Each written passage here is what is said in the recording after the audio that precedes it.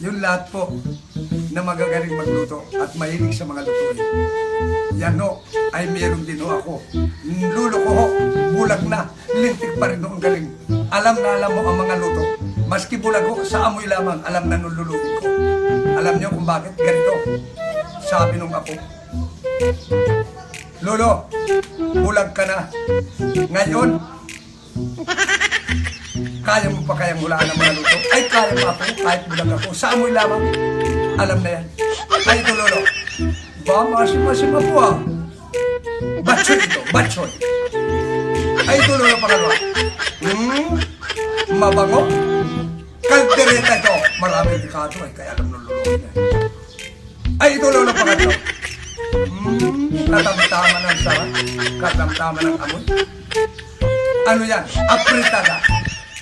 Alam ni Lolo, sabi nung ako, ano kaya maganda rin.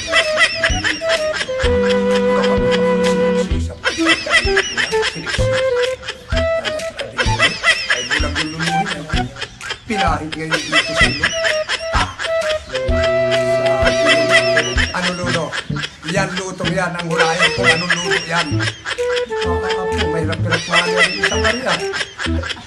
Ibang klase sa mga luto. Ngayon ako anong luto yan. Lolo, pag nahulaan mo yung awa, diyan ka luluhin. Apo, kaya pa rin hulaan ito. Ay ano, Lolo? Dinugan. Hindi Lolo, dinugan yan.